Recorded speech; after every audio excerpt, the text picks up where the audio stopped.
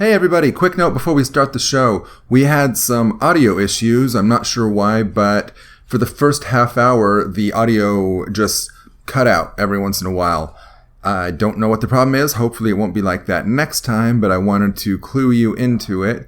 I could have handled it in two different ways. I could have painstakingly gone through the episode and either somehow put back in the things that were lost or completely edited out the topics that were discussed when the audio cuts out.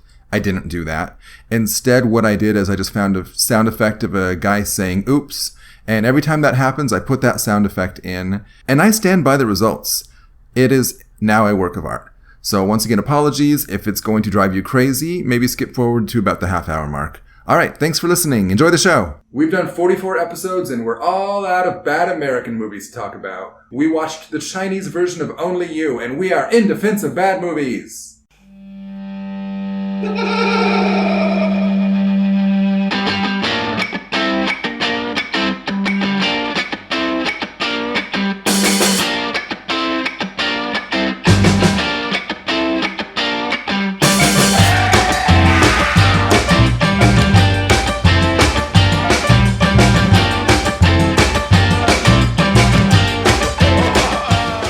Hey guys, Sam here with our semi-annual episode of In Defense of Bad Movies.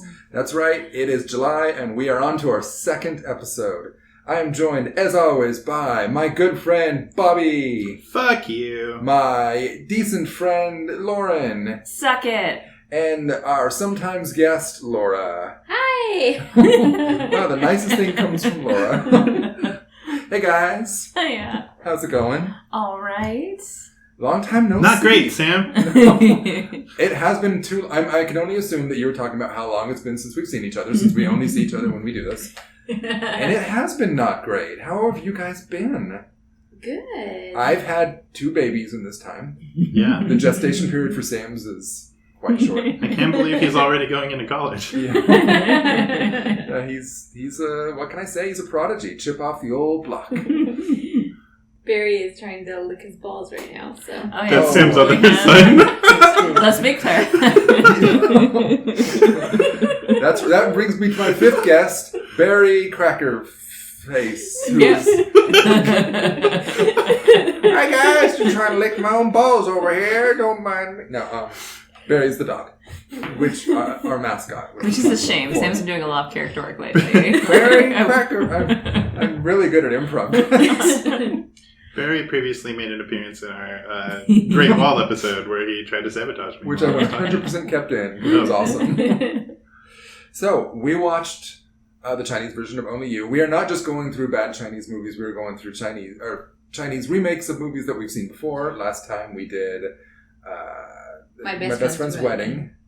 And this time we did Only You. Mm-hmm. Which I brought Only You to everyone's attention. So we the can American one. The American one. So it is therefore incumbent on you to defend this one as well.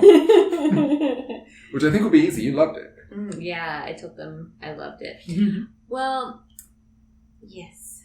About this movie. It was painful to watch. Literally painful. We would have to stop it every 15 minutes to see how much longer we had on it. To make clear, we're just coming from watching it. We took a brief frozen yogurt break, and now we're coming back to wrestle with this thing. Yeah. It follows this plot line of the American version pretty similarly, but, I mean, we'll go into details about what makes...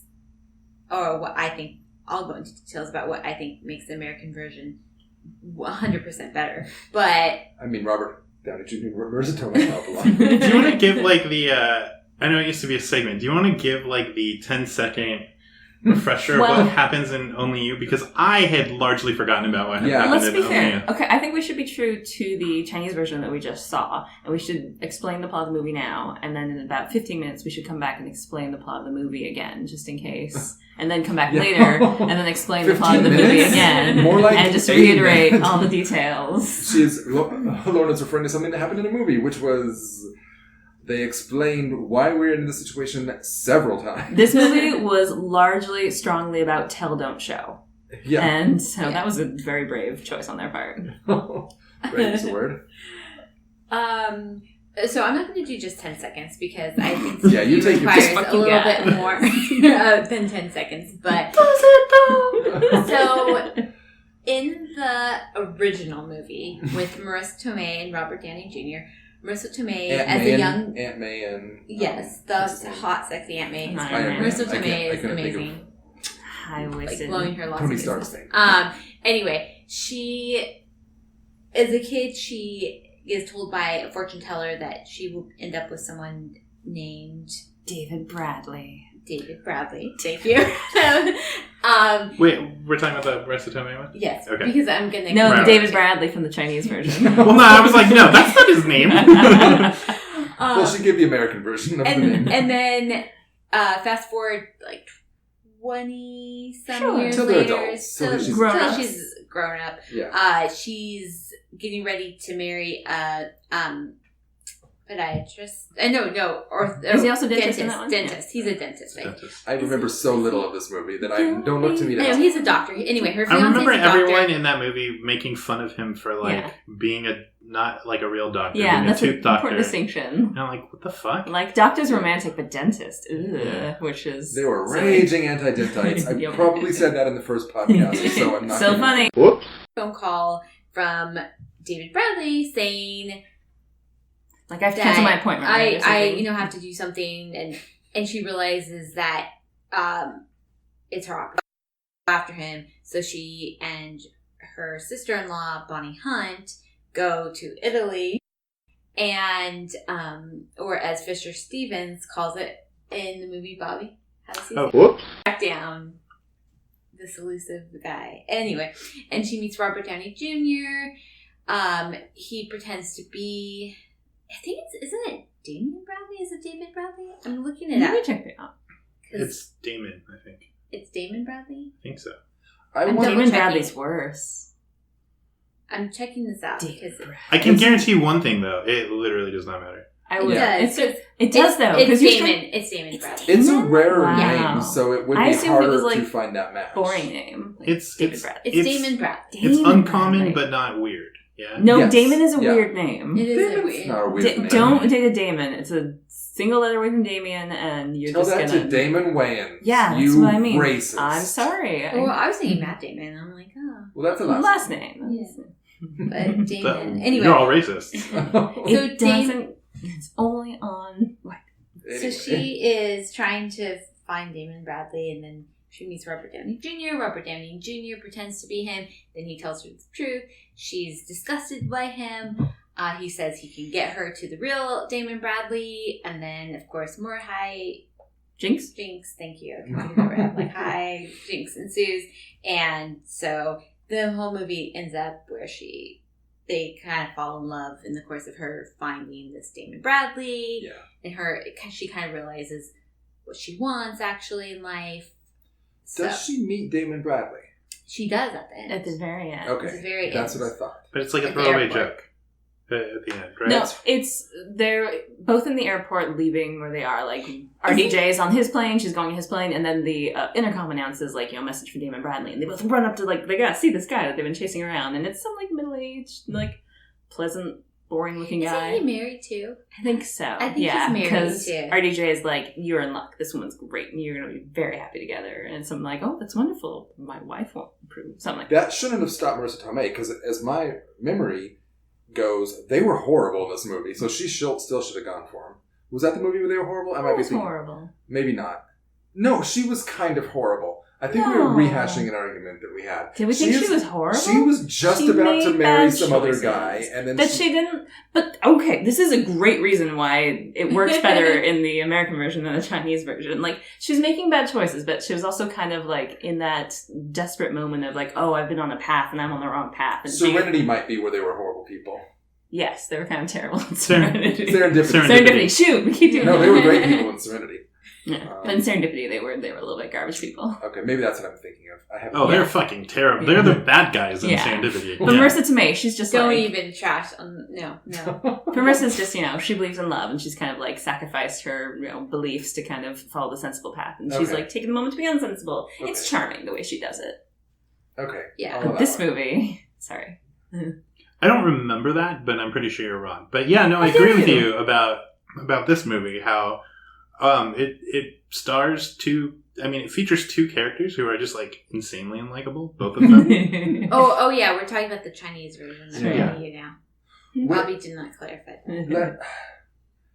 Okay, so it is the similar thing, which is a weird conceit to me. Like, and I felt like she apparently was told twice by psychics. And let's make clear, like in the original, it's like fun and charming and colorful, and like she goes to a fortune teller and she kind of forgets about it, and then like it comes back right when she's about to like make a life choice mistake. Yeah, and then it kind of like drives her down this mad path. We don't get told it. Yeah. We see it. But see it. But then at the end we find out that Fisher Stevens bribed the fortune teller just to tell her some nonsense, just to kind of like made up thing, just to mess with her. Which is like which is like a fun twist, and also a like don't chase fairy tales, like be practical. Yeah. I wanted a moment in this film where it did go back to that fortune teller, and there was like a Kaiser Soze type moment where, because there's a joke that this guy's last name is an area of China, and then the other guy who comes up later, the Robert Downey Jr. analog, his last name is another area of China, and I wanted her to like look at a map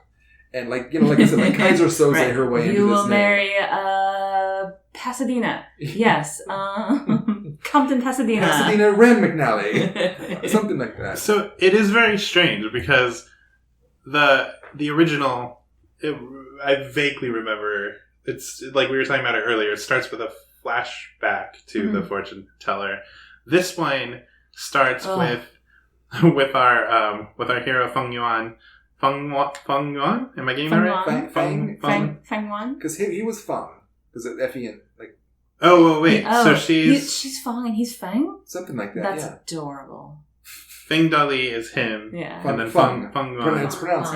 Feng Yuan. Yeah. Okay. She, it starts with her in a very sad, mopey depression, talking directly to the camera. Yeah. Telling us, the audience, about this story, about the fortune teller.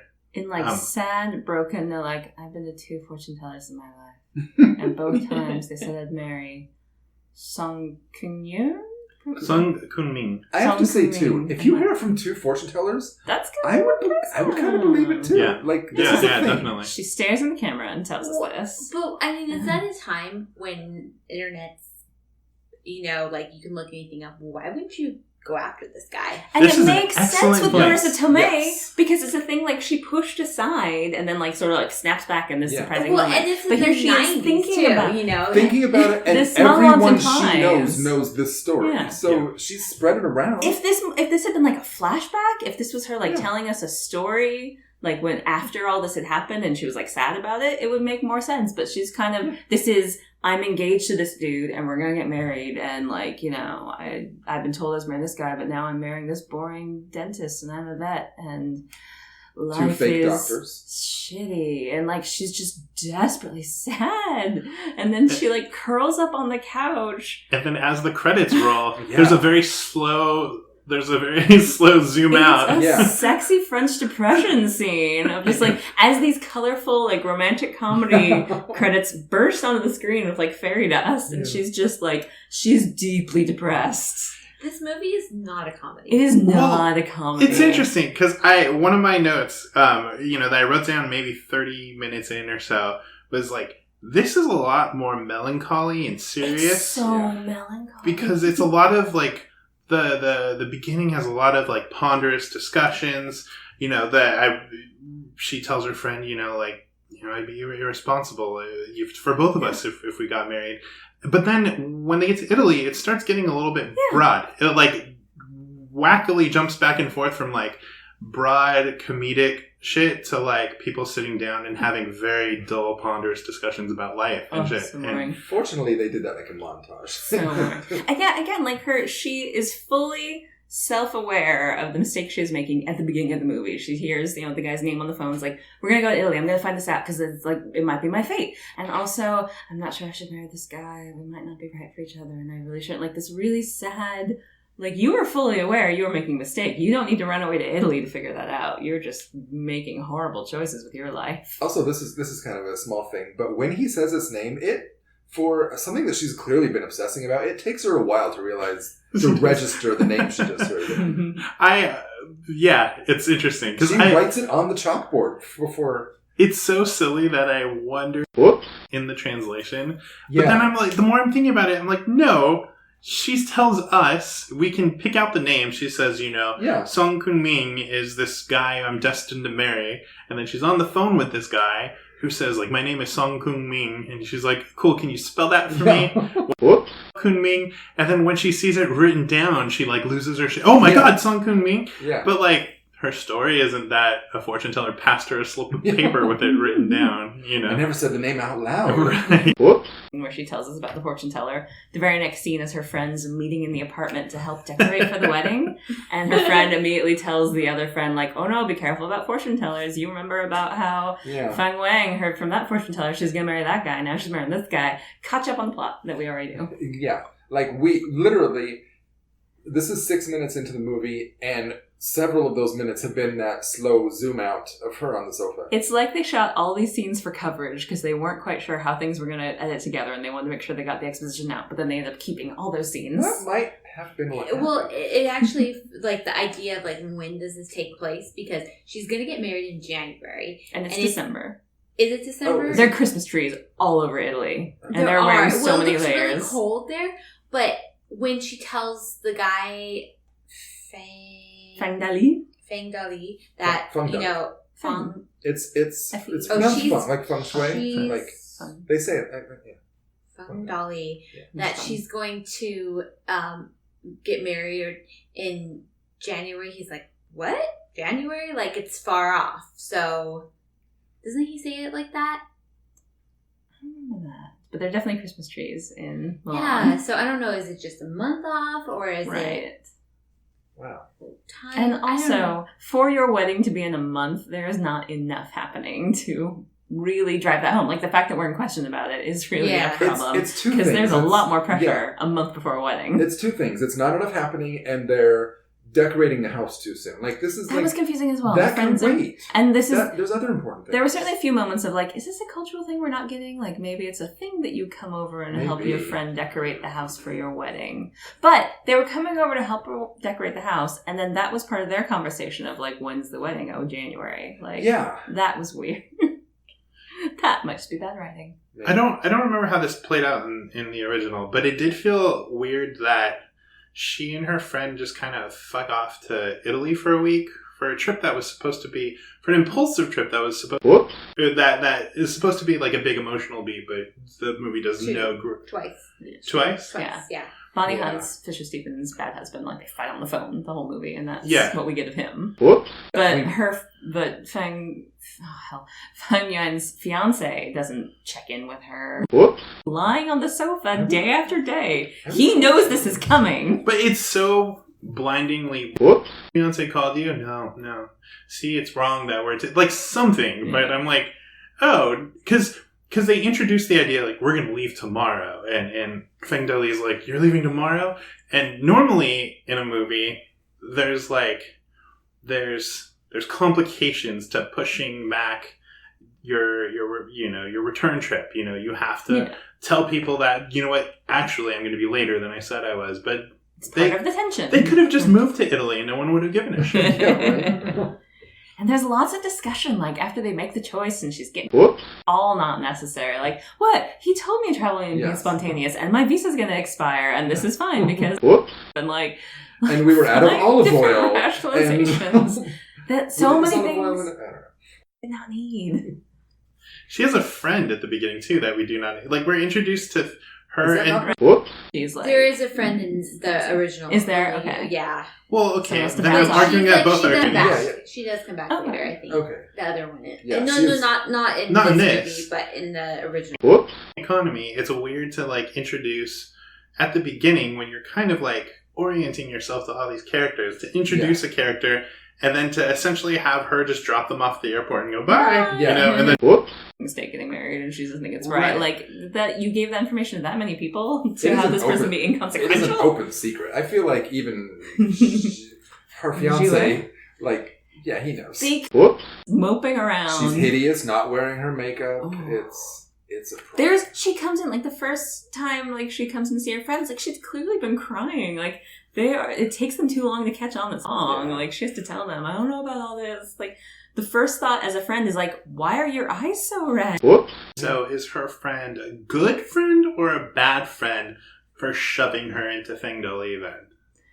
I'm conflicted on that one. I want to think she's a good friend.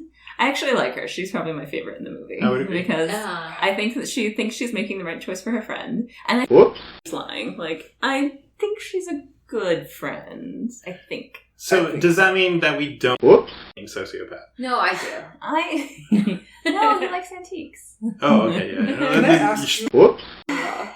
He would be, so they have, Whoops. I feel like he's Chinese Fisher Stevens, and they've cast him as Chinese Robert Downey Jr. If he got rid of, Whoops. and he's got like Buzz, like a faux Faux hawk. hawk. He's got a faux hawk. Like, if he didn't look like they got rid of some of the ridiculous hair choices, he would be a fine looking gentleman. Like, not super hot, but like, he's comely and charming. You know who would have been a good RDJ analog is the guy from My Best Friend's Wedding.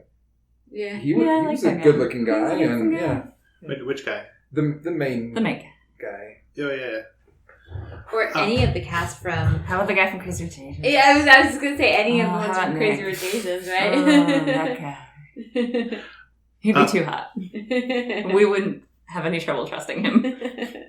There is a thing, and I'm perhaps not taking into account, but I'm acknowledging problematic racial casting, in Hollywood movies.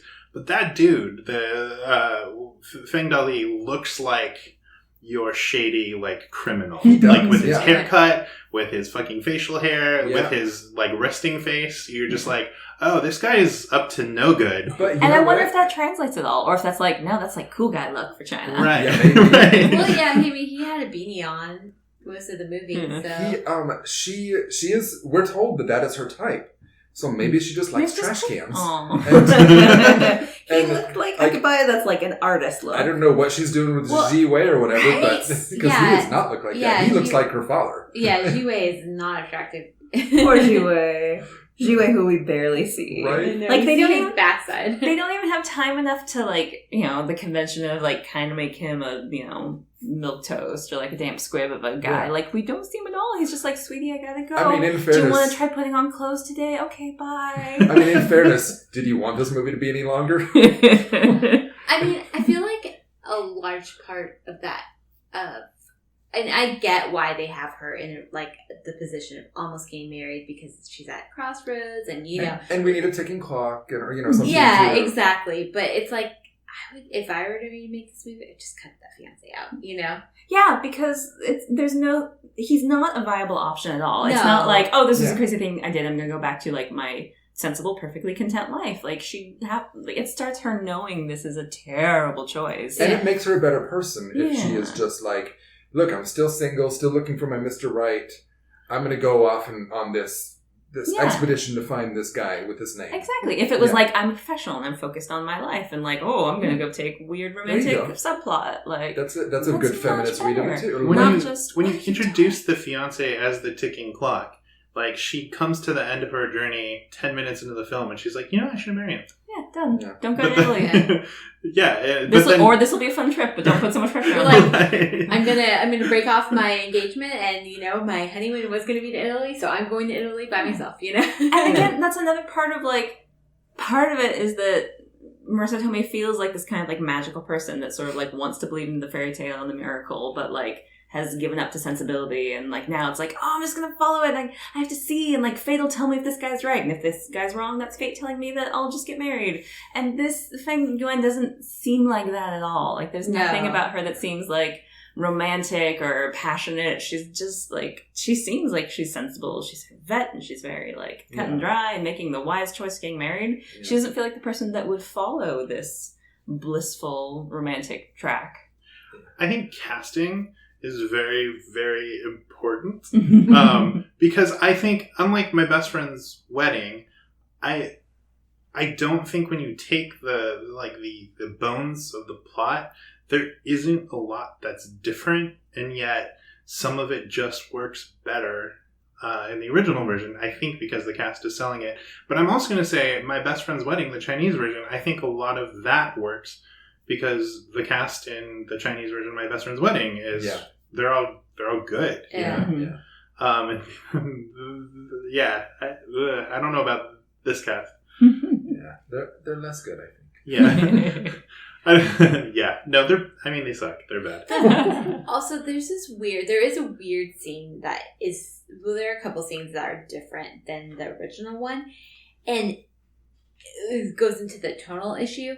At the beginning of this one, she goes to this hotel that the guy's going to be at. His name in Song Kunming is going to be at. And then she's staying there and she gets told where he's going to eat dinner. Can we talk about, are you going to talk about the guy who the she hotel talks worker? to, the hotel? We're going to talk about how every European movie is terrible. That scene happened right after I wrote the note. This movie feels more serious than the other one. We get the scene with the hotel worker and I'm like, crossing it out, like, maybe not. Never mind. Well, okay, so they go to this hotel where he's supposedly staying, and they're looking for him, and they're talking to this Italian concierge, and Who has the... Yeah, go ahead. Sorry. He doesn't understand them, and well, they're speaking English, and it's like they kind of get each other. But Sam, you want to take it away? Well, even before that point, there is the very open, like, I just met you people.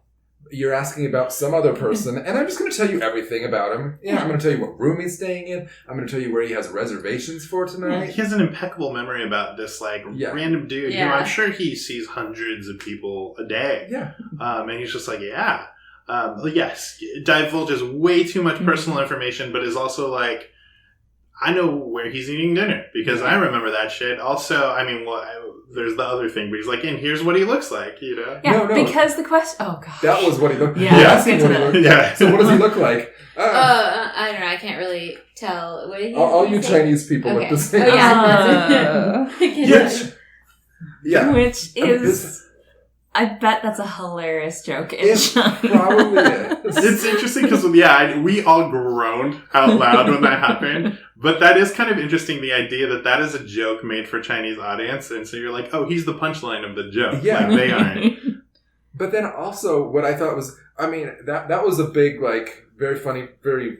whatever for us, interesting. But then they continue to ask him the questions and he still answers it. And to me, I'm like, wait, you don't even know what this guy looks like and you're asking him? Yes! No, I'm shutting that down. That's they say, what room's he in? Okay, you know this guy. Yeah. What does he look like? Wait a minute. Oh, hold on. You know, that should have been a big red flag. But he's like, no, I'm totally going to tell you where he has dinner. And here's the social security number. You might want that. Yeah. We have his passport in the safe here. Would you like that? Correction. I don't know that Chinese people have social security number. So I don't know that they don't. Whatever the communist equivalent is. Yeah.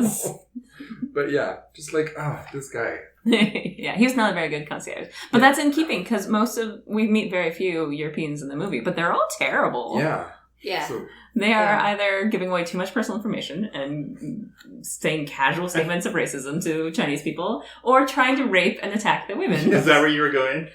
Yes. Except for Leonardo. Yes, I was going to the guy, the fight most scene. Bonkers fucking scene in the movie. Yeah, it was so upsetting. Yeah, Bobby, you can talk about Right. it. Okay, so we meet a bunch of rowdy Italians in the restaurant, right? That's the first time. There's some football match has just been won by Milan, the city we're in. So all the fans are going crazy, and then the Italian. And they're already established as comedy dangerous at least because she knocks over a waiter's tray and people are like, oh, what the fuck, you know? They're all angry with her. Somebody in the group had grabbed her too. It was one they were bring her around. into the conversation, the celebration and stuff. And then so she's she's walking by herself on the empty, on the empty streets. Trying to find Song, trying to like chase after him. And then she runs into this group, and then they just start harassing her, but then they start like manhandling her. Yeah. And like it gets really dark and really uncomfortable because the only way to read into it is they're all about to rape her. Yes. Yeah. Like that is I'm not like the only way to read that the implications of that scene, right? No, Well, that's no, absolutely what it and- felt like. Yes. And then we have Fang Dali come and rescue her, and then he gets into a match with them after, because he says, "Oh, I'm from Milan, yay!" And then they're like, "Yeah," and then they see he has a scarf that says for the other team, and That then they hilarious set up a moment before that he bought because he was trying to get information on where this one girl goes from a scarf seller. Yeah. And it's the opposing team. Yes. For a hot moment, I was excited about that scene. Like, he runs up to protect Fang from getting raped by these Italian footballers. And, like, it seemed as if he was going to charm his way out of the conversation. Like, hey, guys, we're having fun here. We're nice. We're excited about Milan. Like, don't let this ruin your night. And I thought it was going to be really cool. Like, he is going to verbally de-escalate the situation. That's going to, like, but it's also make us weird love him. because his way of like verbally de-escalating was just like, "Hey, get the fuck out of here! Yeah. Don't pay attention to that dumb bitch. She's fucking crazy." Well, Women, it's like am I he right? did it and it was going to be cool, but then it turns into like, oh no, they caught me, like, fight. And Yeah, they Fang punch him. they punch him right in the face. And I'm like, and Fang just walks away like, you could go get a cop or something to help this man who's defending you from the rapists. Italy is not portrayed very well in this movie. No. It's beautiful. It's very pretty. I I see think- very few Italians. yeah, you do see very few Italians for taking place in Italy, but This movie, it feels like it blew its entire budget on establishing shots. And then every scene is like a very small scene of two people sitting in like a closed off location There's talking. so many sitting and talking. Yeah. And not like really good sitting and talking where we're getting character development, but like, No, just catching us up on the plot. let's reiterate what just happened. Oh, it happened so many times. After, like, he got away from the footballers, she's like, what happened? Like, oh, I had this scarf from the other guy that I bought. And Right, they found it. They beat me up. We just saw that! And then later in the film, it starts in, there are a couple points where it employs like very quick flashbacks, which Sorry, dog. That is a sign of a not great movie, that you don't trust your audience to remember this thing that happened 10 But it minutes didn't ago? even Or even remind- like It didn't even feel like it was to remind or to catch up or to fill in. It was just kind of like, oh, you're thinking about something right now, aren't you? Yeah. Let's see what you're thinking how about. about the butt pat one? yeah, Oh, the God. butt pat one. Not Just 30 seconds happened. later. The butt pat one felt like it was like that feels like a joke that would have been in MacGruber or something, because it's like you literally, toward the end, fake the Chinese Billy Zane. Chinese Billy Zane We're fast-forwarding quite a bit. grabs her ass, and then Fang Deli runs in. His only move is to save her from sexual assault. So he like punches the guy in the face, and then like it does a quick flashback to like less than a minute before when he grabbed her ass, and we're like, we saw it, we definitely saw it. We're good. No, we're good. yeah, we got a lot of flashbacks throughout the movie. So if you fell asleep, guess But what? then, like, You'll see it again. Even Fang Deli's the first time he has flashbacks when he and the other friend they're having dinner like not far away from where Chinese Billy Zhang and Feng Yuan are eating. He has a series of flashbacks to let us know that he's sad, which we couldn't tell because he's been whining like a little bitch the entire movie.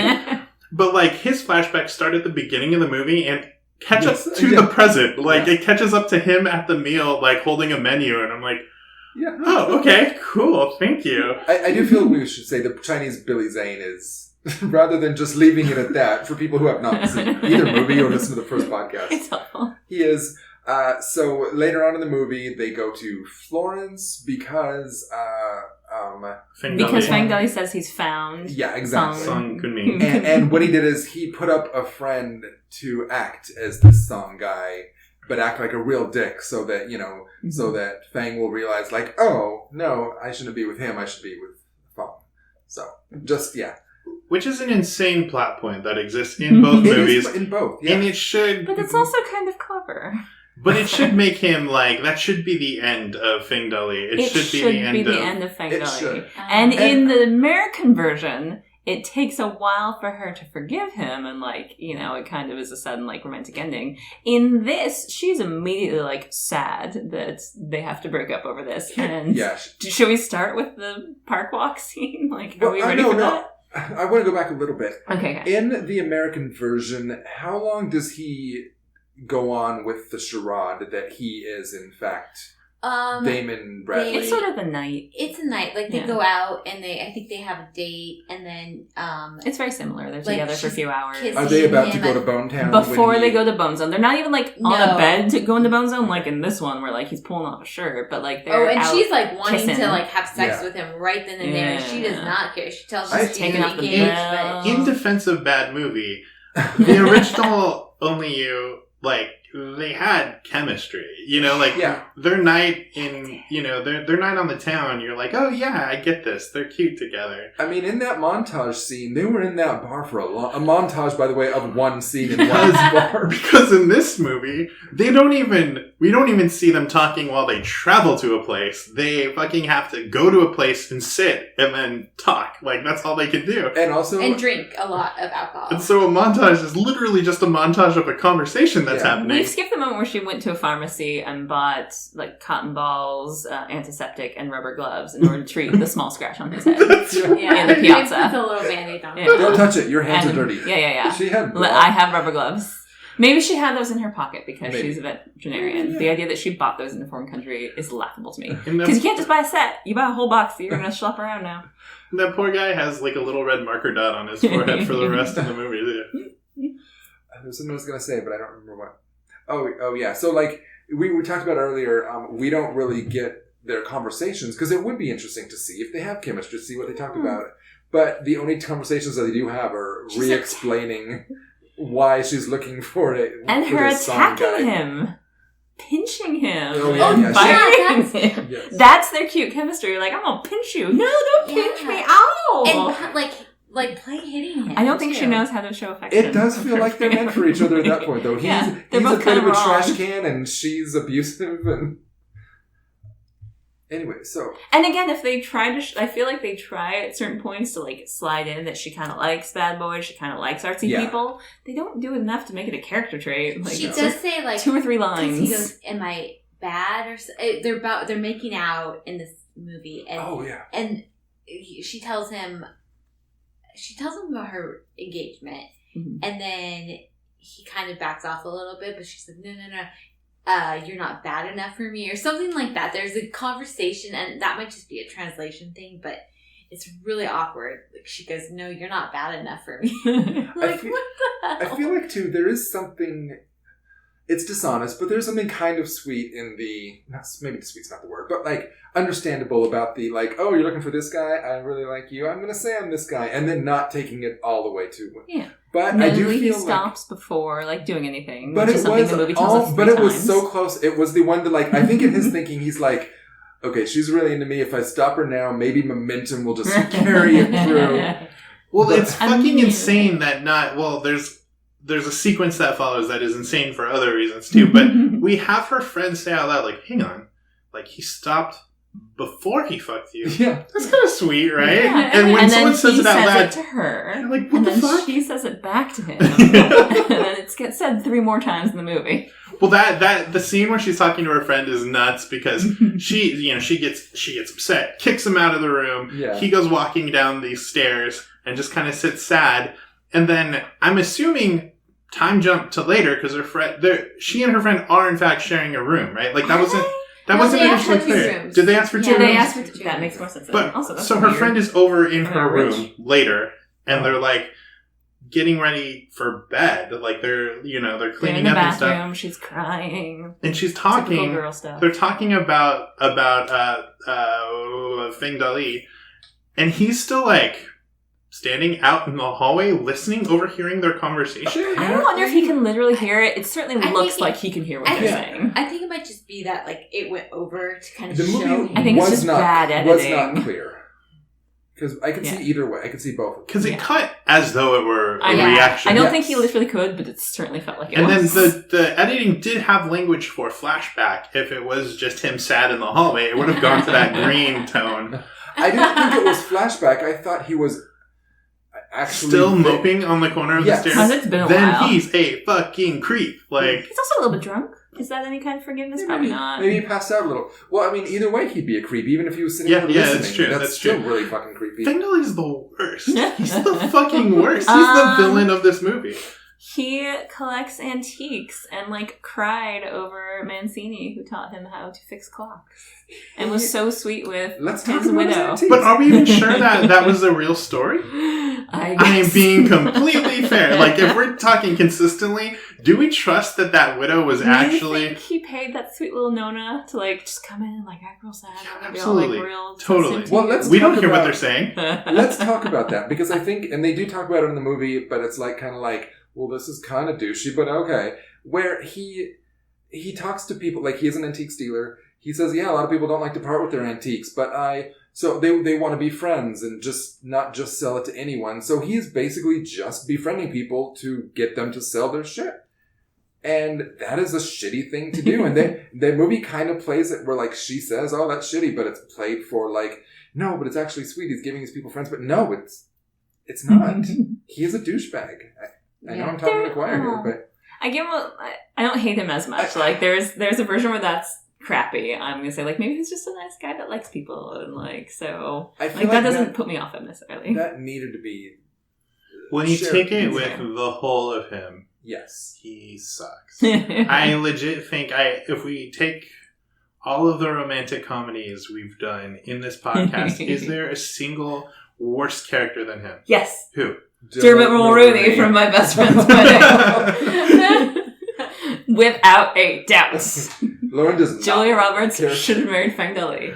Okay, Dermot Mulroney is manipulative and garbage. I'm not making any excuses.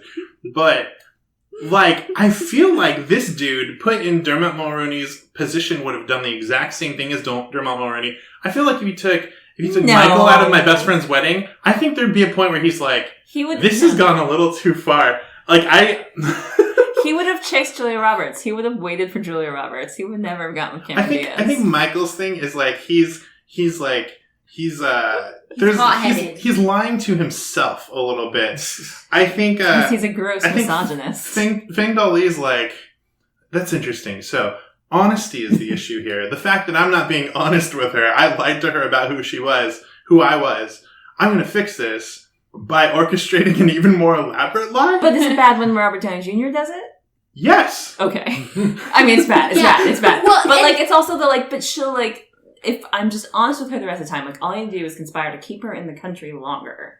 And it's why am I You know what Michael would never do?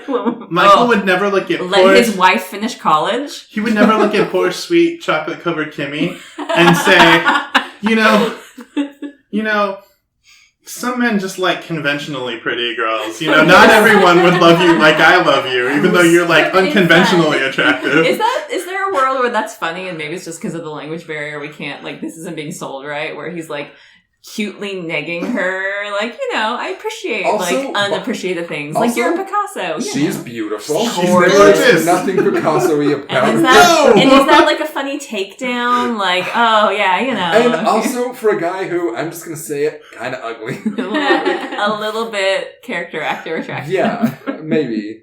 But like, yeah. Again, I think music actually plays a large part in this movie because it tries desperately to set a very serious, earnest tone a lot in this movie. Yeah. If you played creepy music under that conversation, like, bleh.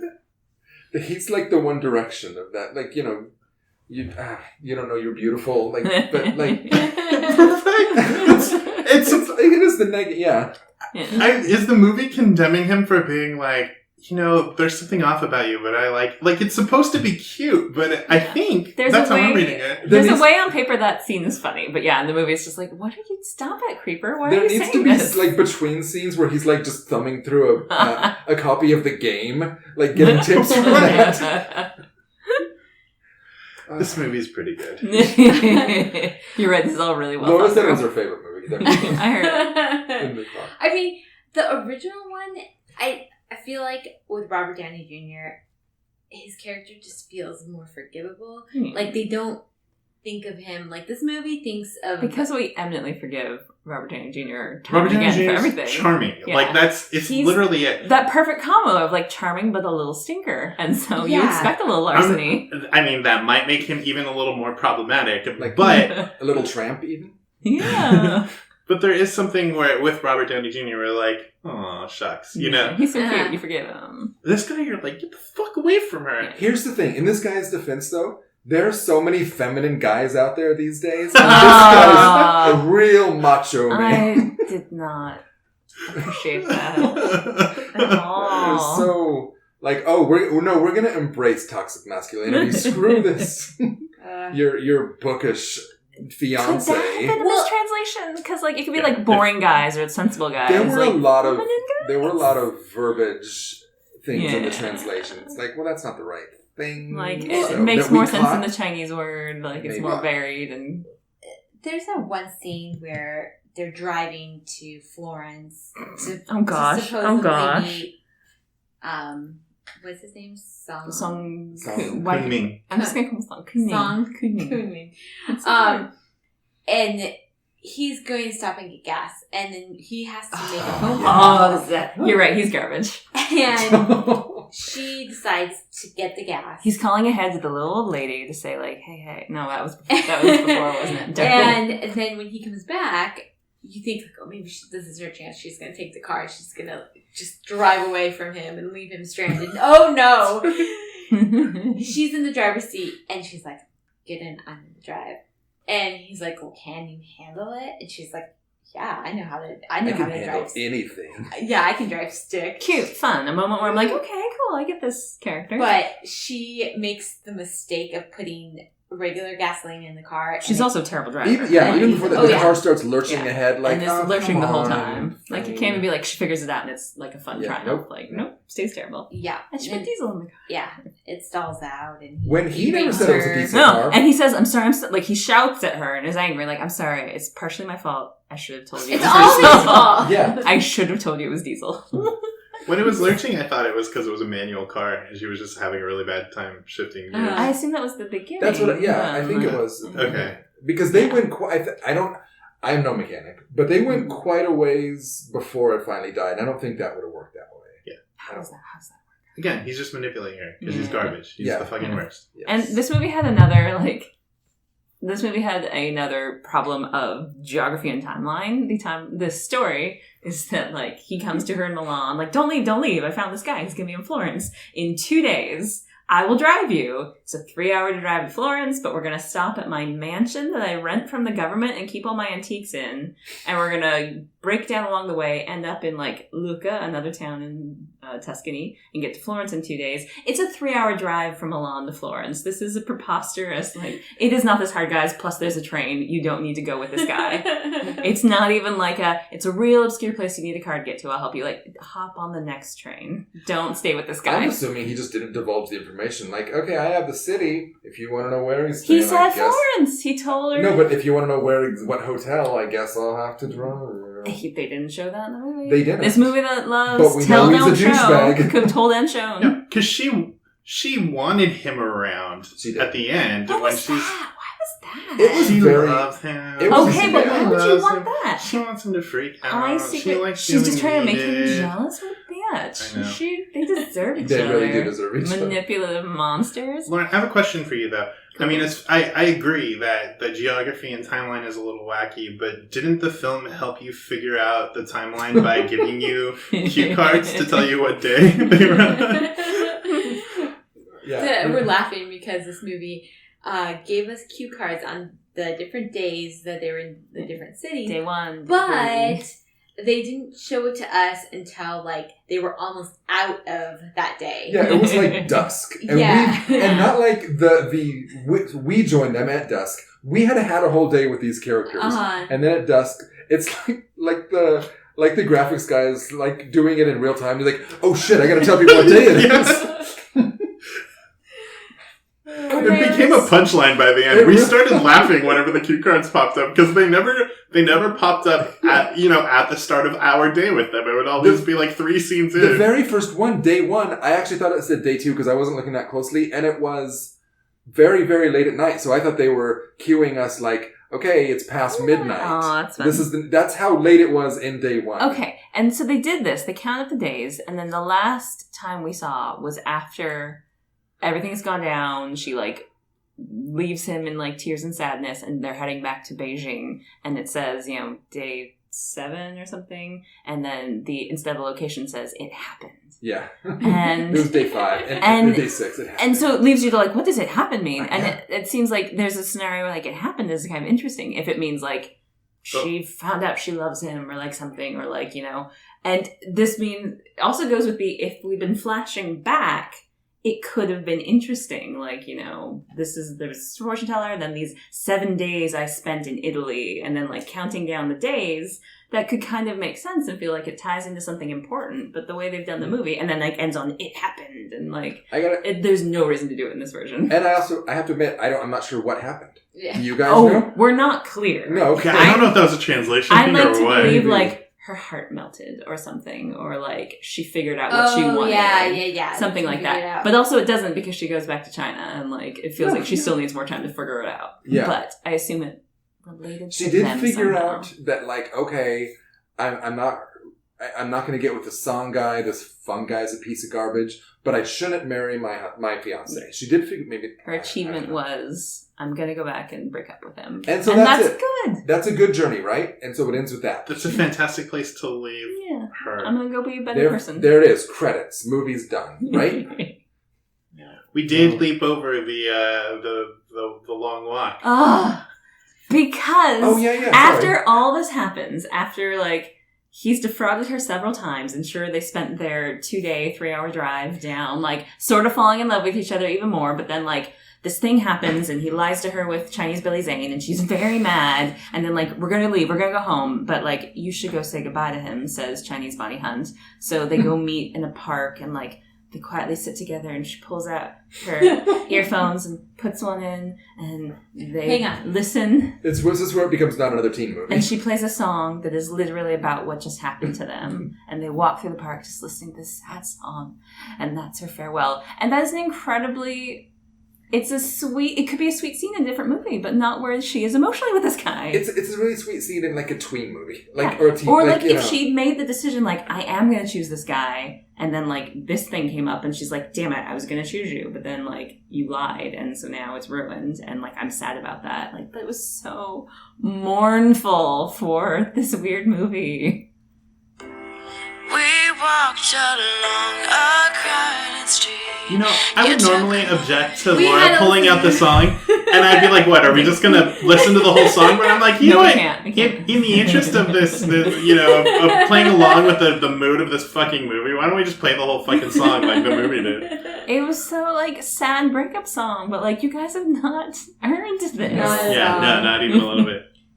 So we should... And then, so it didn't make sense, like, she went back to China and broke up with her terrible fiancé who was mad at her. And that's fair, but he should have known this was coming. Terrible for her. We don't know anything about him. That's fair. He's sad, but, like, he just kind of, like, he did angrily, feel like, emotionally distant. I will waves say her. that. Yeah. Like, he should have known this was coming. Like, yep, that's about what I figured. Yeah. And you're a bitch for not telling me sooner. I'm just glad he didn't commit suicide. To be I fair. think that scene was kind of interesting to watch, the way that was staged. Like, it's so dramatic, but, like, he's pouring himself a vodka, and then he drinks it, and then we see he has 2 shot glasses in front of him, and then he pours one for himself, one for her. I'm assuming we go into this after they have a discussion. Yes, I think that was. It's she's not officially like he's said. an alcoholic. He's sad because of something that was just said. I I think because then she comes up and, like, Puts the ring. puts the ring down. So I think that she's just done it. And then he's like, no, you don't get to drink the second glass of vodka, and shushes her away. Yeah. But I thought that scene was interesting. It was so sad and, like, cold tones, and, like, it was a real sad scene for a romantic comedy. Yeah. And the way to end it is to have her walk out and then have, like, a life-affirming look on her face. And then, I've like, done a have lot of her... wrong things, but I'm going to try to be better. Yeah, You can have a good song playing in the background. Yeah. Mhm. Like, sometimes you don't get the people you feel like you should be with, but I've learned and we'll be better next time. And then it doesn't make sense. There's no scene where it makes sense for her to go back to Italy. No. Nope. Like, whenever she made that decision, it happened off camera. She might as well just stayed in Italy at that, like, Yeah. for everything Well, we see. And I was so excited. Spoiler alert, she goes back to Italy. Yeah. I was really excited when she gets on the plane. I'm like, holy shit, she got on the plane and left. Yeah. Which is a thing that Marissa Tomei did not do, and only while we were watching. Like, they have their big reunion in the airport, could not happen post 9/11. It's just not. But it's also the best scene in the American version. I'm making the jerk off version right now. But, It's so great. But. Because they're Italian. But I was like proud of her. I'm like, she got on the Yeah. plane. And, like, her flying back to Italy is so much goddamn worse than her just getting on the plane in the first time. Because I'm like, no, this doesn't work. He has to come to her if we're going to do this shit, you know? But then I know he should just fuck off from her. him. Yeah. He can't possibly make the next move. That's true. I'm But like, assuming- but if we'd seen some point where she like clicks at like, yeah, I need to go back. Like, I figured out that he's what I want. But we don't see that in her. Also, I'm assuming he is wanted for several murders and scamming people in Beijing, so he can't Just go to back get there. their He intakes. has to stay because he's just a douchebag. You know what? This is where it could work out. Her friend decides to stay behind in Italy with Leo. So fun. Yeah, can we talk about her friend, how she just disappears? Which is a shame because she's great. I know, and That she has needed to be that one scene where she's on the motorcycle with Leonardo, and Yeah. it's kind of like when Bonnie Hunt is in, you know, she meets this guy who's like her Italian dream and who's everything that her husband is not, and that doesn't go anywhere. You know? Yeah, it needed to be explored, And and it then was it's just just her. like But- it was just like this is a thing. Oh, you were missing her friend. She's For having a an adventure. full day. She Yeah. drives by on the moped with like a bottle of wine in the afternoon and like comes back late at night like, hey guys, I'm driving out with Leonardo. Bye, Leonardo. Okay, Leonardo's gone. Yeah. Because we can't have a European in the movie for more And than a then second. There's an awkward moment at the end of that where Feng Dali like looks at Leonardo and is like, hey, why don't we take it easy, man? Yeah, it was weird. Like, Leonardo's been taking care of your friend all day. He has not done anything wrong Yeah, here. and in that scene, she eats a piece of lettuce too. Remember? Snacking on a piece of lettuce. Oh my god, I forgot. It's so Yeah, good. she That's was- a real move of an actor that's like, I don't want to eat a pasta for the next 20 takes. I'm just going to delicately chew on this lettuce. She was eating lettuce the way like at the end of a conversation you're picking the fries that you have left, Yeah. but this is Yeah. yeah. It's like Pretty Women eating that pancake / croissant, except it's a delicate piece of lettuce. She's really digging into that piece of lettuce with a hog. Maybe it's, yeah. No, I was gonna say the thing about this movie is like Laura was saying, you know, we cut out the Bonnie Hunt, like the friend character's subplot. This movie has a lot less going on than the original did, Yeah. and it feels so forever. much longer. It was I think very- it is actually longer. Because we need people to sit I in looked it up. restaurants reiterating information we already have. I think the original one was 115 minutes, and this one topped 2 hours, right? Yeah. It was slightly The original more. was 115 minutes. If That's my surprising. math, if I did then I think they're about the same. Okay. But yeah, you're 115 minutes. Yeah, but it did put more into 100. They went more locations, I felt. It was quicker, certainly quicker pace. There was so little for Bonnie Hunt's character, and even so, it still feels like she had a more nuanced and distinct emotional arc than any of the other characters. Yeah. Because she's fighting with her husband on the phone, and she comes to Italy to get away from it all, and then there's just a phone call where he calls and apparently says that he misses her, and like just that much, Yeah. like on her face, like dawns as, you know, this beautiful realization, and like she misses him back, and like it's a lovely quiet moment that doesn't mean anything, but I'm like, oh gosh, Yeah, you've it's- already had a more interesting journey than anyone else. And she has a few moments of reaction too. Like at the end, they go to this really awkward fancy party where that looks miserable. It's just a bunch of like rich couples. They're dancing. awkwardly slow dancing to like classical music, Yeah, which it is looks- not what you do. By the Yeah, way, it's- she looked beautiful. She's gorgeous. That red dress Why she is was the movie wearing. not about her? Also, she was the only person in any other color other than black and white. which was, Our lead was beautiful. Yeah. Not Bonnie Hunt. Oh yeah, sorry, I'm switching back and forth. Oh. You were talking about that movie. Huh? No, I'm talking about Jenny. You were talking about the lead character. Lauren was talking about the friend character. Yeah. Oh, okay, sorry. Not that they don't both look gorgeous all the time. Yeah. Yeah, but yeah, that was. I don't know. She's I very have nothing to say. But I just like, have a big crush on her. That's all I'm saying. No, that's totally fair. I think that's a really good point about the red dress and how, like, there could be some sort of character where she's kind of iconoclastic and like doesn't Yeah. fit into normal situations, but she we fit don't in- get that enough. Yeah, that was just fine. Everything Yeah, seemed fine. that could be like but she part of makes what that comment too. Like, we don't really fit this in is here. real And I'm like, stuffy, but Chinese you won't go look for like this. you fit here. Yeah, they Yeah. fit in just You fine. don't except look for- like you're underdressed or anything. No, certainly not underdressed. Maybe if it, maybe more louder, what she was Right. wearing than everyone else's, but also she could pull it off. So, Yeah. It's like it's too stuffy. Like a Chinese party, you just wear what you want, and like it's. but let's get into some of these cultural But differences. so there's a moment where the friend character, just real quick, she I keep having to open my notes. What's his name? Feng Deli is like, kiss me so you can make her jealous. And then the friend like leans in and whispers like, you're pathetic. Yeah. But then, our hero turns around and sees her doing that, and she starts getting jealous. And there's this weird, stupid like rom-com miscommunication thing. And then later, like, Is it though? Because she does the you're pathetic, but then she also goes like she's kissing his neck or something. So it's like, okay, you're pathetic, but I'm still doing what you want me It's to do. kind of working as well. So it wasn't like, so much a miscommunication as like, okay, fine. Yeah, I don't yeah. want to actually touch your lips, but I'm going to Like, make it right. look like them. yeah, But she's part of the she gets lesson as confronted well. for it later. But like her reaction of just like, who fucking cares? Like she has this like exasperated look on her face, like, who gives a shit, And when Feng, and like confronts her about it later, I thought that was kind of cool. Like it felt like that character was kind of riding above the drama of like all the rest of the characters. What I'm saying is I agree with you. She's the best. She's great. Yeah. She deserves a movie. Yeah. Let's talk about cultural differences. Yes. Are there any? Because it really does. Like, I was kind of shocked, and maybe this is just where Eastern culture is right now. Maybe they're more westernized, but like, I don't know, it felt like it should have been a bigger deal that she's breaking off her engagement to this guy. They're getting married in less than a month. And I felt like, I don't Well, know. remember, she has been clinically depressed and like weeping in the bathroom for the past Maybe. 3 months. But doesn't So I feel like he sees it coming. doesn't it feel like, okay, maybe I'm just being racist. But like, yes, I absolutely like agree that. her doing this will bring dishonor on her family Oh, or gosh. something horrible. Oh, yeah. Bobby, you're half Filipino.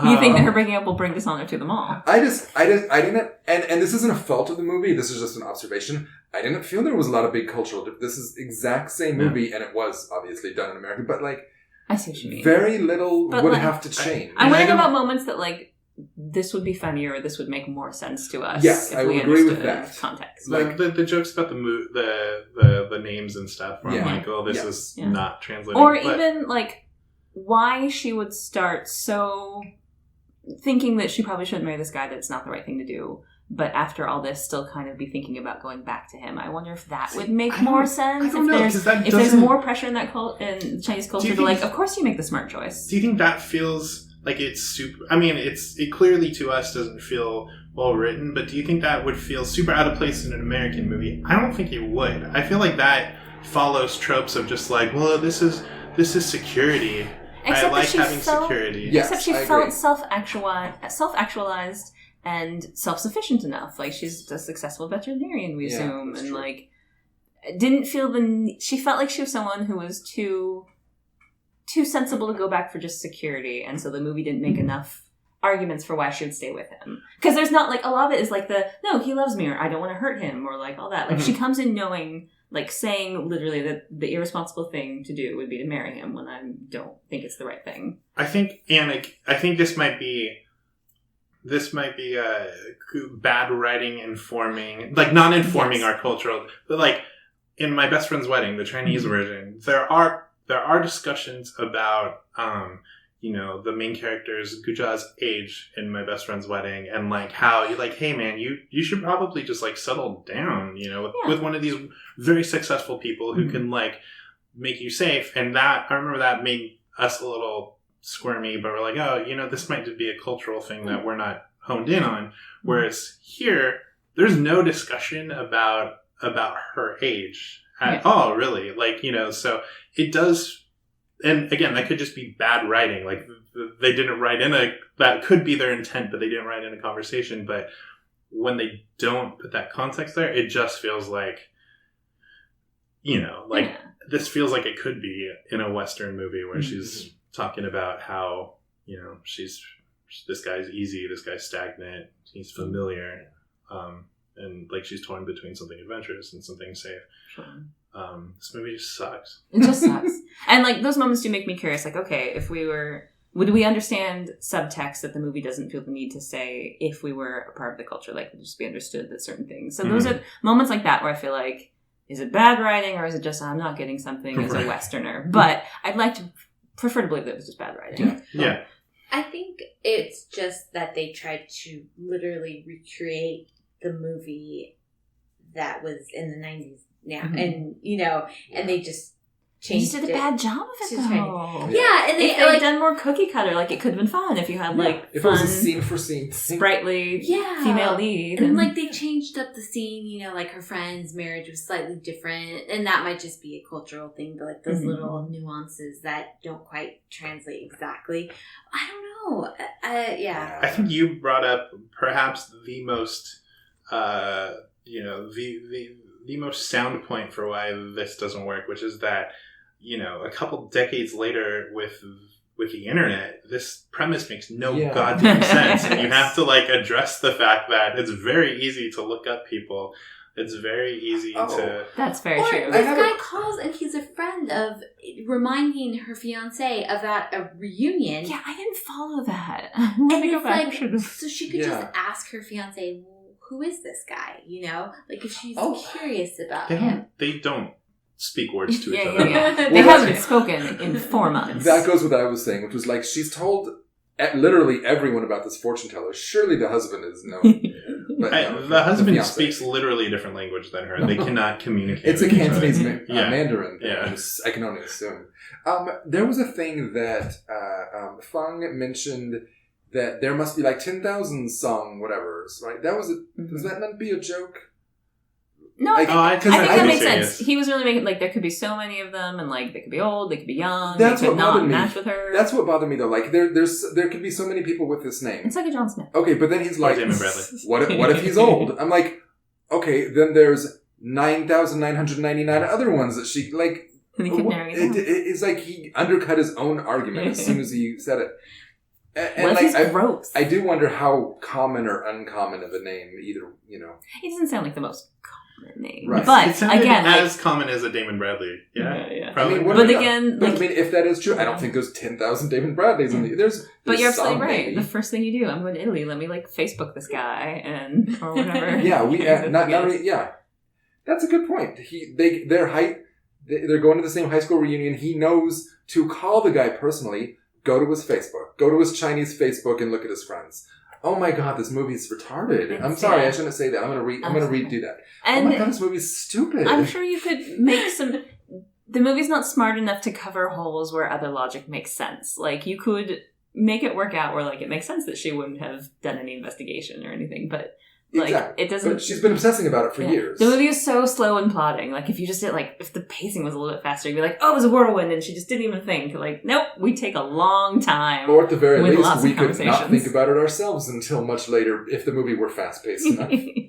Right, we'd have All right. fun and we wouldn't catch Yeah. on. Wait a minute, Google. So the three of us have said we don't like it. Laura, you Oh, yeah, no. didn't like this movie. No, definitely not. Any other last things we should say? We're running a little bit, not too long, but I own this movie now. you do. Sorry, you own so many bad movies. Yeah.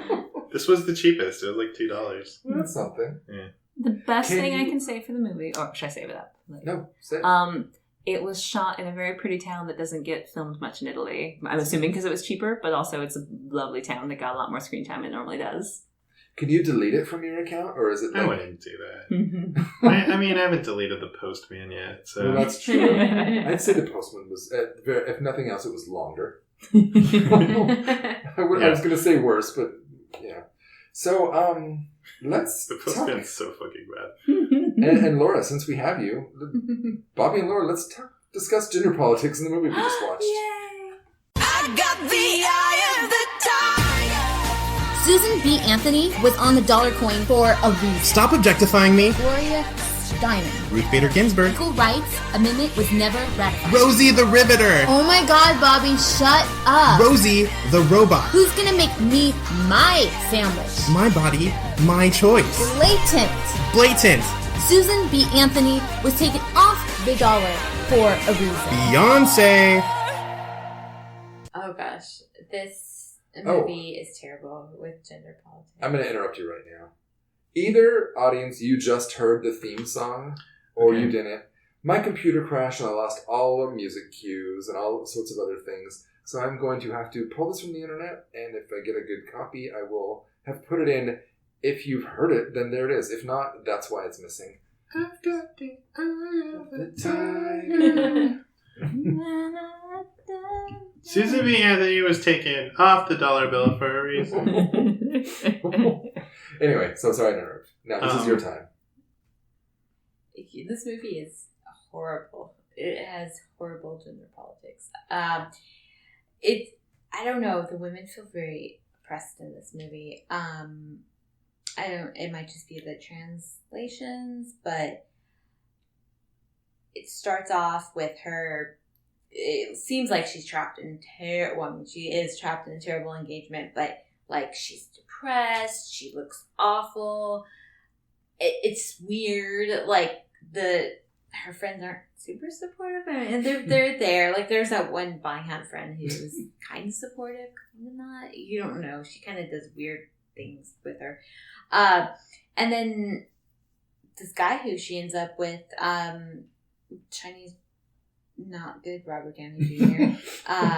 Fang Dali is just so, like, he berates her throughout the movie, and it's really sad. And yeah, he doesn't deserve her. I think that this movie would benefit so much from her just like walking out of the apartment and that ending right there.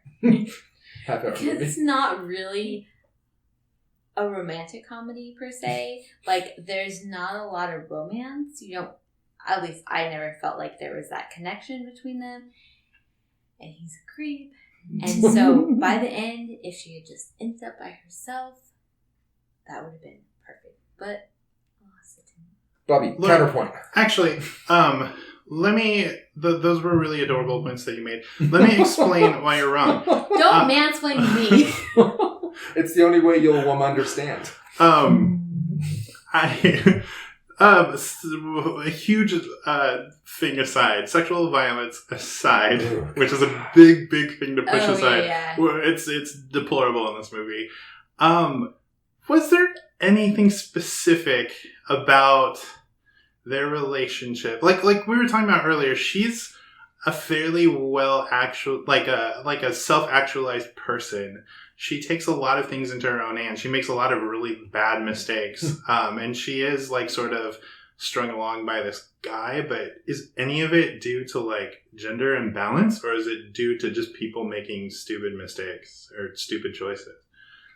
I don't think that she does make choices in this movie, and I don't think that's the downfall of the movie with the gender politics. I think it's when he talks down to her and says things like in the car, she decides to go with him, and then he starts talking to her about how she's stupid and she made, really she's dumb. I don't remember exactly what he said to her, but that it should have been the scene where she's like, peace, like I don't care. Like this is not worth it for me anymore.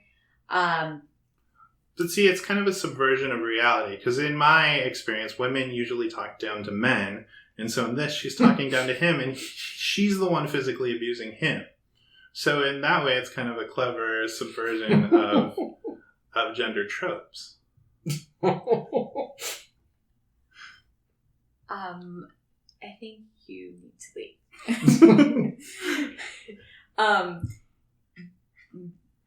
You are so stupid. See, women talking down to men. I am on your side, Bobby. All right. It's bad. It's bad. Don't watch it.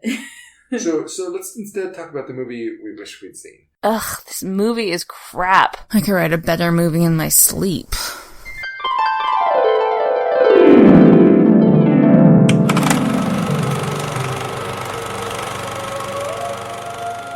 And now, IDOBM presents the movie we'd wish we'd seen.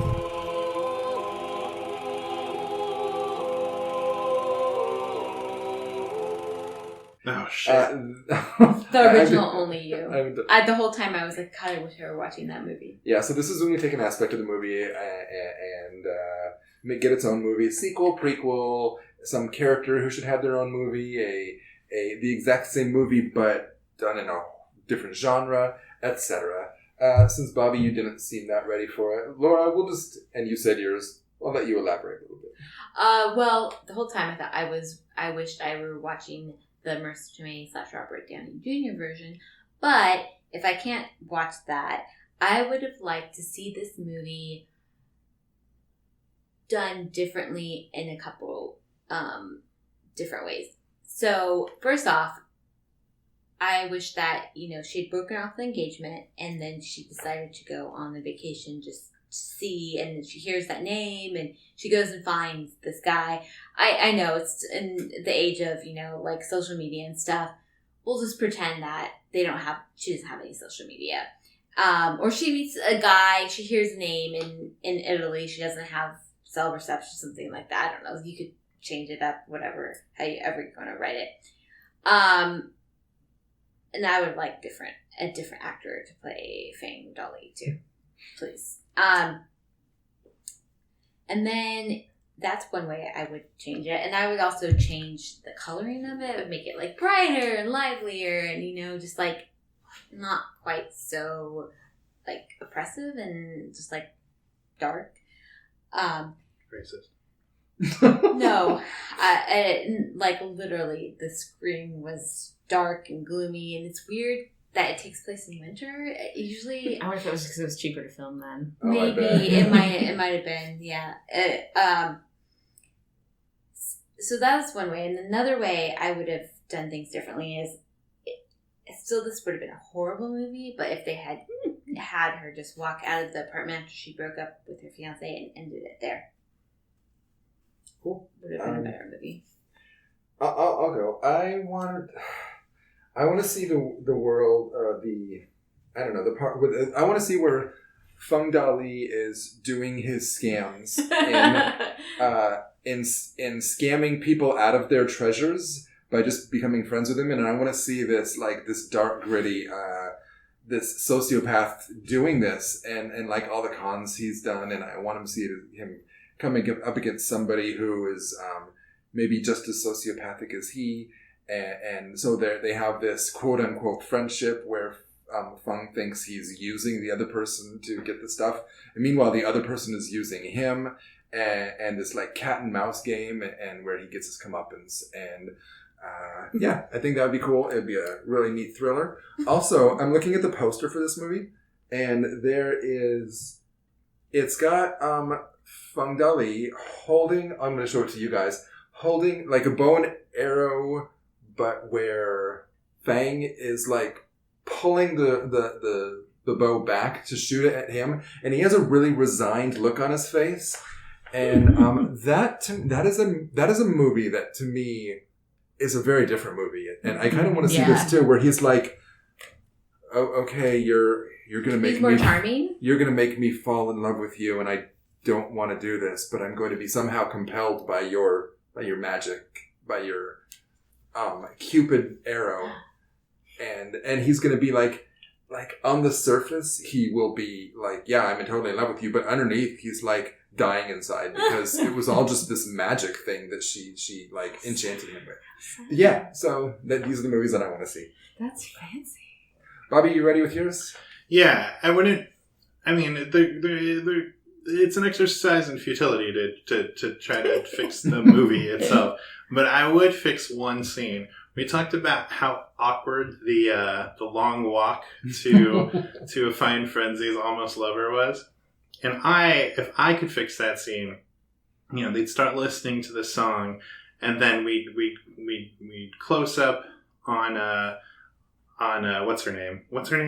Feng Yuan, and she'd start singing the song along with the recording, and then we go to Feng Dali, and he'd be singing along, and then we would do the Wise Up sequence from Magnolia, where we slowly cut to all of our other characters. We cut to Jiwei drinking vodka, looking sad, singing it. We cut to her friend staring longingly at Leonardo singing it. We cut to the old Italian woman staring at a photo of her husband singing it, and then come back to them. That's the scene I would fix. I like it. Lauren, how about you?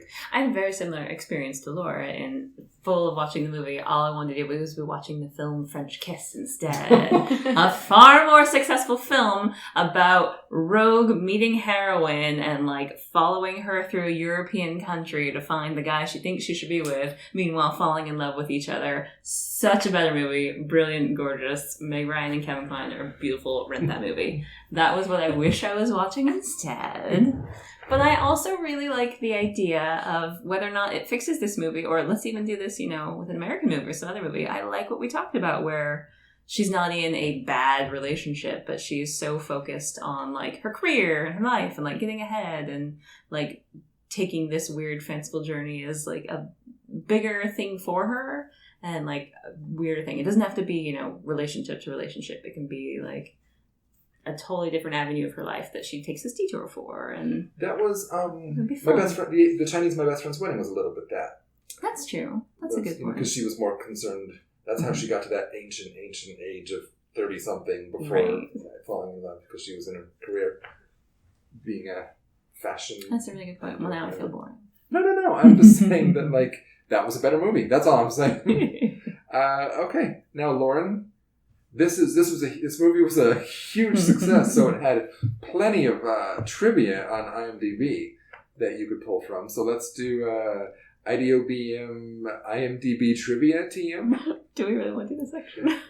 I think we don't have to, but I just thought it was funny that how during the movie you're like, that's not Luke, or that's not Florence, that's Luca. I didn't sound like that, but that is really true, guys. I do want you know, that's on the IMDb page there is one piece of trivia, and it was the thing that I repeated to everyone several times in an obnoxious way during the movie, that several scenes for Milan were actually shot in Lucca. The scene where the couple is walking near the end, listening to Fine Frenzy sing Almost Lovers, is supposed to be in Florence, but it is also shot atop the walls that surround Lucca. So IMDb is as smug and obnoxious as I am about filming locations. And I'm sure you felt with three people who were just okay, I guess. Sure, whatever. I bet you felt justified.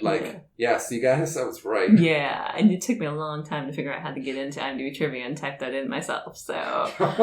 I'm convinced there's a podcast out there that we have overlooked that had, for whatever reason, drove a group of friends to watch the Chinese version of Only You. And while these friends were watching the movie, the Lauren of that group was like, you know what, this is bullshit. And then, afterwards, you know what, and went on IMDb and wrote IMDb trivia for it. Their Lauren sounds insufferable. And someone who's been to Italy, all those parts, and knows Luca very well. I mean, I've never been to Luca. I'm just aware of I'm smart. That's weird. I'm pulling up the trivia right now, and the username is not Lauren Bowen. That's weird. Weird. That's really weird. Why don't you make a point to say that you're not a person? All right, let's get away. away. We can come to one conclusion with that then. It's not Lauren. It's not Lauren. It's not Lauren. Exactly. So let's get away from this movie. Put it behind us. Now let's talk about just something that needs no defense. Just like anything you're into right now.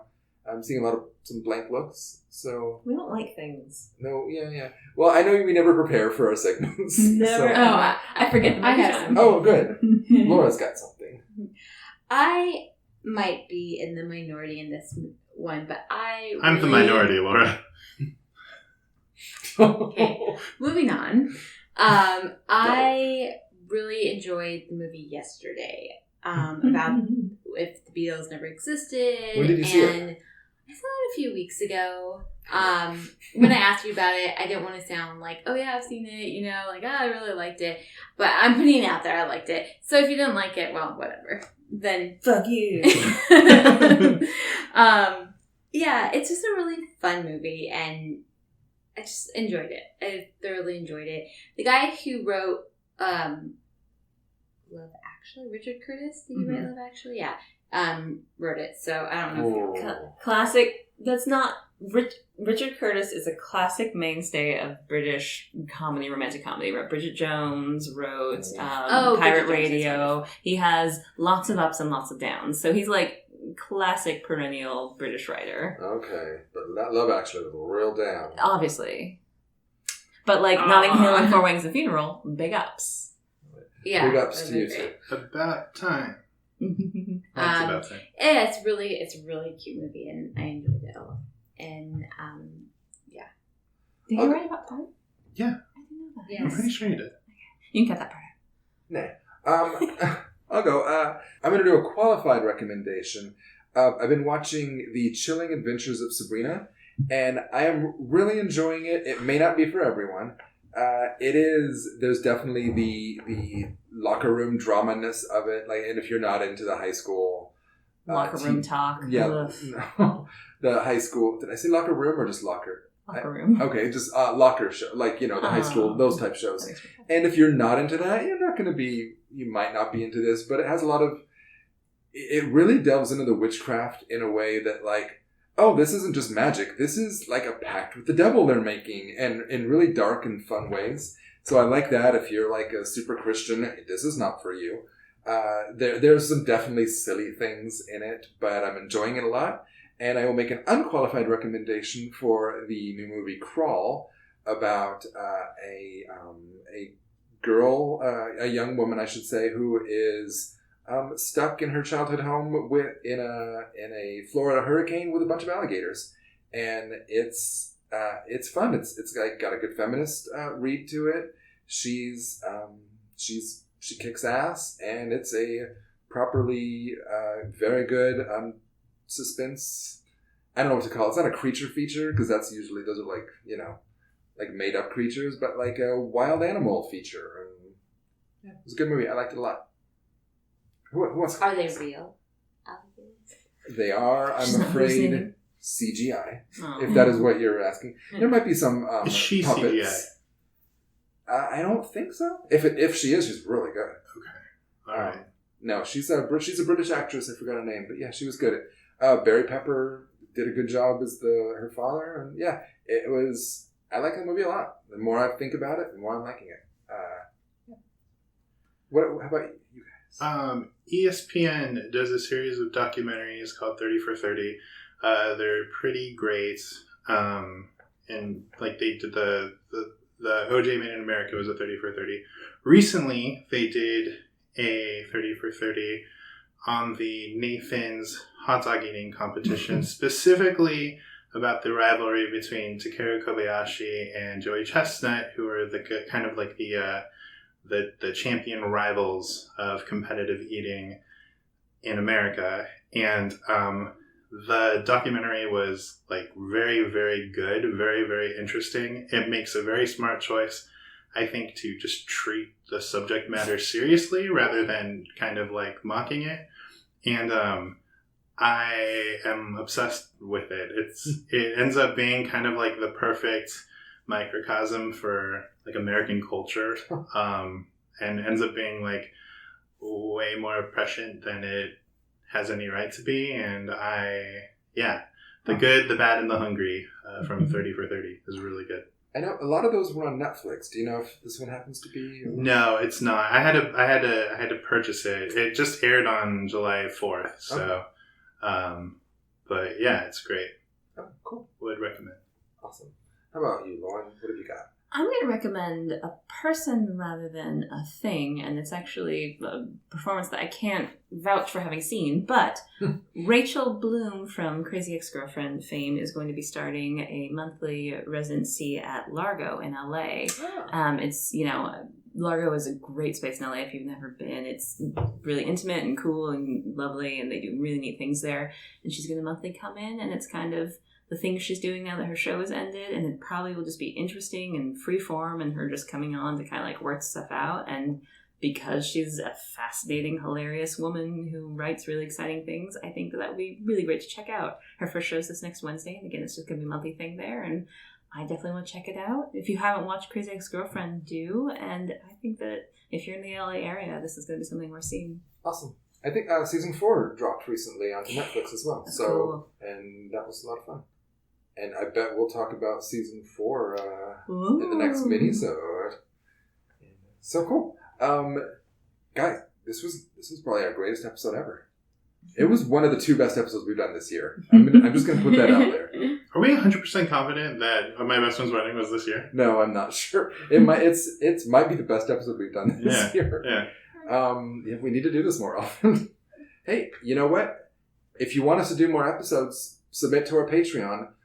And also start a Patreon for us and have it set up to my bank account. And, and subscribe, and maybe we'll actually make movies, make episodes that you can. Well, maybe if we make enough, we will make movies. Guys, that's what happens. If you have a hot podcast, they will give you an HBO show. This is our promise to you that if we make enough with our, it's true. If we make enough with our Patreon, we will make a movie. That is my solemn oath to our listeners. But how much do we need to make? For a good solid movie to get the cast, I think at least $5 million. Yeah.